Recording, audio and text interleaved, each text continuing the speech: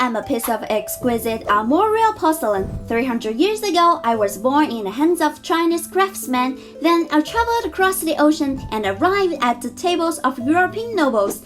Did you notice the pattern on me is quite different from Chinese traditions? It originated from the West and is a family crest of European nobles.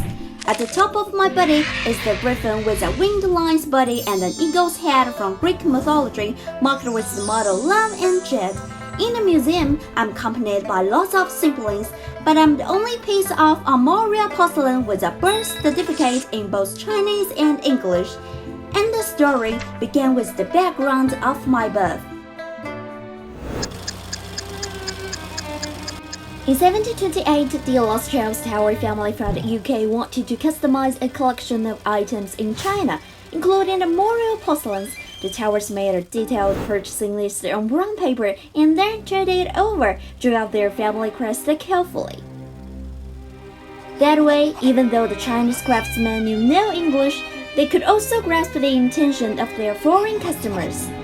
The family name Tower also refers to the tower building, so the pattern of a tower was taken as a signifier on the crest, employment of pounds common in crest making. When everything was ready, the purchasing list was carried by ship for ocean-going trade, which then traveled around the maritime Silk Road and arrived at the famous port city in China, that is Guangdong. Before Western countries uncovered the secret of porcelain making, I was a high-end customized product for the nobles. A set of customized armorial porcelains can also be the icing on the cake on festival days.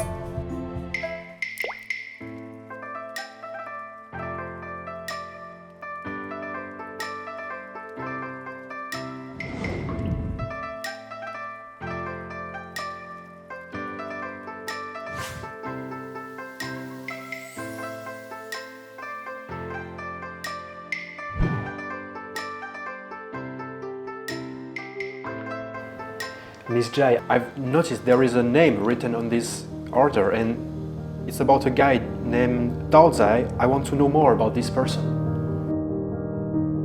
Daozai is an interesting name with a distinct Guangzhou style.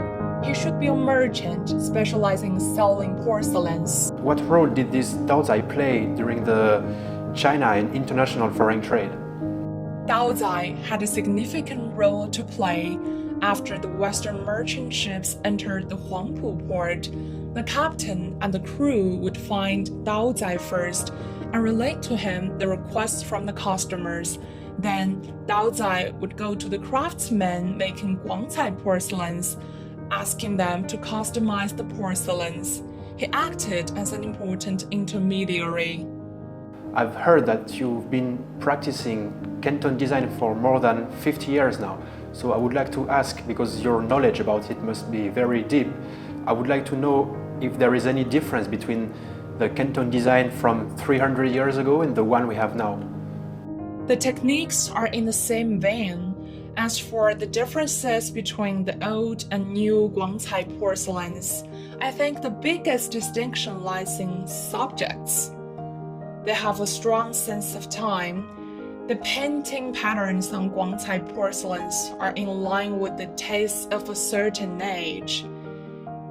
And we will also employ new techniques based on tradition and adopt new materials to make it more exquisite and more contemporary.